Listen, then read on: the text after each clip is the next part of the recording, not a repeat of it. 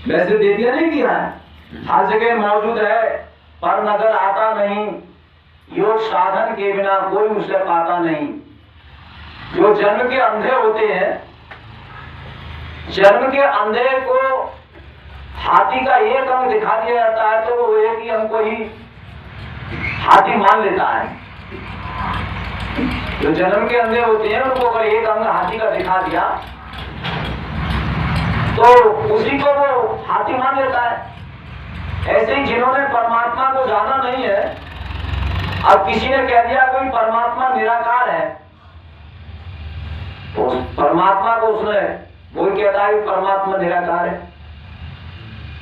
किसी को एक बता दिया कि परमात्मा ज्योति स्वरूप है, तो कहता है परमात्मा ज्योति स्वरूप है। कोई कहता है कि परमात्मा आकाश के सदृश आकाश रूप है, तो उसने आकाश के सदृश मान लिया, क्योंकि एक अंग बता दिया। सर्व आत्मा उसने नहीं जाना कि सर्व आत्मा रूप, क्यों? जब तक हम परमात्मा के सारे अंगों को नहीं जानेंगे, जैसे हाथी के पूरे अंगों को नहीं जानेंगे। एक दृष्टांत आता है, चार अंधे एक मंद बुद्धि। चार अंधे थे, एक मंद बुद्धि था, उन्होंने कभी हाथी नहीं देखा। हाथी आ रहा था तो हाथी की पहचान कैसे होती है? घंटा जब हाथी आता है तो घंटा बजता है, उससे पहचान हो जाती है कि भाई हाथी आ रहा है। अंधों ने जब घंटे की आवाज सुनी, देखा कि भाई हाथी आ रहा है। कैसे? जब घंटे की आवाज सुनी पता चल गया हाथी आ रहा है। उन्होंने कहा कि भाई हमने कभी हाथी नहीं देखा, आज चलो हाथी देखते हैं। रास्ते में आ गए, वो रोड को पूरा घेर लिया उसने कि कहीं से निकाल कर न ले जाए। हाथी जब पास आ गया, हाथीवान से कहा, बोले भैया हमने कभी हाथी नहीं देखा और हमें अपना हाथी दिखा दो। अब वो जल्दी में था, उसने सोचा कि भाई अब मैं इनको पूरा हाथी दिखाऊंगा एक एक करके तो बहुत टाइम लग जाएगा, इसलिए एक एक अंग दिखा देता हूं हाथी का। उसके बाद में ये अपना परामर्श कर लेंगे, संशोधन कर लेंगे। तो किसी को पैर दिखा दिए, किसी को कान दिखा दिए, किसी को पूंछ दिखा दी, किसी को उसका जो है पीठ दिखा दी, किसी को सूंड दिखा दी, और वो दिखा करके अपना चला गया। अब आपस में चर्चा करने लगे, बोले भाई हाथी देखा? बोले हाँ देखा। नो कैसा था? नो के हाथी था जेवड़ा जैसा। जिसने पूंछ देखी उसने कहा कि हाथी जेवड़ा जैसा था कि अगर पानी निकालना हो कुएं में से तो घड़े में हाथी को बांध दो और पानी उतार दो। वो कहता है तू गलत कहता है। जैसे आज के विद्वानों में भी वो कहता है कि तुमने परमात्मा को नहीं जाना है। हमारे यहाँ सब हमारे परमात्मा की पूरी जानकारी होती है, विद्वानों में भी चल रही है कि अगर पूरा परमात्मा को पूरा जानना है तो हमारे यहाँ आइए, तुमने उसको अधूरा जाना है। तो ऐसे ही उन अंधों में जो है आपस में वो कहता है कि तुमने हाथी नहीं देखा, दूसरा कहता है भाई हाथी मैंने देखा। बोले तुमने कैसे देखा, कैसा है हाथी? वो कहता है हाथी है फटकना जैसा, सूप जैसा। कि अगर अनाज को बरसाना हो तो हाथी को मल ले लो, आराम से अनाज बरस जाएगा। तीसरा कहता है तू गलत कहता है, मैंने हाथी नहीं देखा। हाथी है छत जैसा, दीवारें अगर बन गई हो हाथी को रख दो छत पड़ जाएगी।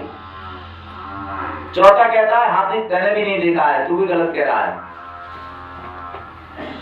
हाथी है थाम जैसा कि अगर लेंटर डालना हो तो हाथी को ऊपर डाल दो, आराम से लेंटर पड़ जाएगा। आपस में झगड़ा, आपस में झगड़ा हो गया, चिमटाबाजी चल गई।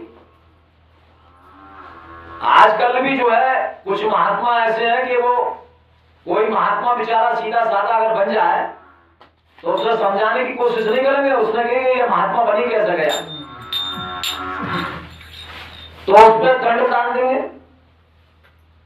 कि भाई दंड दे जब तुझ पे याद नहीं है। अरे भाई तुम महात्मा हो, गुरु हो, तो समझाना चाहिए किसी के लिए। तो इसी तरह से जब आपस में चिंताबाजी चल गई, फूट गए, अब आपस में बोले कि भाई ऐसा है, हाथी बांधने के लिए आ जान दो, वो आ जाएगा तो हमारे लिए वही बताएगा हाथी कैसा है। बैठे हुए थे बेचारे रास्ता के किनारे, खून में लथपथ हो रहे। हाथी बांध आया, बोले भाई तुमने ही क्या कर लिया, तुम तो सब आपस में फूट गए। बोले भैया तू ये बता, भाई तेरा हाथी कैसा है, सूप जैसा नहीं है क्या? बोले हाँ सूप जैसा है। दूसरा बोला, बोले भाई तुम्हारा हाथी फटकना जैसा नहीं है, वो मान लो कि जेवड़ा जैसा? बोले हाँ जेवड़ा जैसा है। तीसरा कहता है हाथी तुम्हारा थाम जैसा नहीं है, बोले थाम जैसा है। चौथा कहता है तुम्हारा हाथी जो है छत जैसा नहीं है, बोले छत जैसा है। तो बात किसी की गलत नहीं। भाई कोई कहता है परमात्मा प्रकाश स्वरूप है, क्योंकि उसने एक अंग देखा परमात्मा का। दूसरा कहता है परमात्मा ज्योति स्वरूप है, ज्योतिष बिंदु, वो भी ठीक कह रहा है। तीसरा कहता है परमात्मा आकाश के सदृश है, तो आकाश के सदृश भी है। चौथा कहता है कि परमात्मा जो है मानो कि पृथ्वी की तरह गोल है। कहते हैं कि भाई वो परमात्मा गोल है, तो उसको ज्योतिष मानो गोल आकार दिखा रहे हैं कुछ, तो सब उसका वर्णन कर रहे हैं। तो देखिए कुछ ऋषि जो है एक बार अशुपति महाराज के पास गए। उस सर्व आत्मा जिसको वैश्वानर आत्मा कहा जाता है, वैश्वानर यानी विश्व का आत्मा, सर्व आत्मा, उस सर्व आत्मा को जानने के लिए अशुपति महाराज के पास गए। अशुपति महाराज ने पहले ऋषि से पूछा, बोले भाई आप ये बताइए आप कौन से आत्मा की पूजा करते हैं? उसने कहा कि मैं धियोलोक आत्मा की पूजा करता हूं। हमारे यहाँ 10 देवता शांति पाठ में, जब शांति पाठ बोला जाता है तो 10 देवताओं का नाम लिया जाता है। उसमें सबसे पहले किसका आता है? धियो, शांति। तो धियोलोक ही जो है अग्नि है, धियोलोक को ही अग्नि कहा गया है। सूर्य उसकी समधा है, चंद्रमा उसका अंगारा है, नक्षत्र उसकी विस्फुलिंग माने गए, दिन उसकी ज्वाला है। तो ये धियोलोक ही अग्नि है, इसलिए सबसे पहले धियो शांति। दूसरा आता है पृथ्वी शांति। उसने कहा कि मैं धियोलोक आत्मा की पूजा करता हूं। राजा कहता है कि ये धियोलोक जो आत्मा है ये तो उसका मस्तक है, ये उसका मस्तक है, इसके पूजा करने से ही तुम सूत पिरसूत आसुत को प्राप्त हुए हो। और अगर इतना ही जानते हो तो तुम्हारा मस्तक गिर जाएगा। अगर मेरे पास नहीं आते तो तुम्हारा मस्तक गिर जाता, क्योंकि धियोलोक उस आत्मा का मस्तक है। ये आत्मा कितना परिमाण वाला है। दूसरे ऋषि जब उसके पास गए, बुढ़ी नाम के, तो उनसे पूछा कि भाई तुम कौन सी आत्मा की पूजा करते हो? उसने कहा कि मैं आदित्य रूप आत्मा की पूजा करता हूं।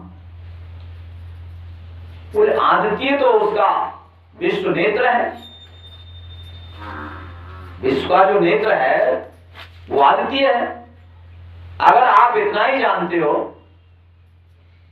तो तब भी आपकी दृष्टि जो है बंद हो जाएगी, आप अंधे हो जाओगे। अगर इतना ही जानते हो, इसके जानने से तो आपको तेज यश प्राप्त हो सकता है, सर्व आनंद नहीं मिलेगा। तीसरे से पूछा, बोले भाई तुम कौन सी आत्मा की पूजा करते हो? तो उसने कहा कि मैं वायु रूप आत्मा की पूजा करता हूं।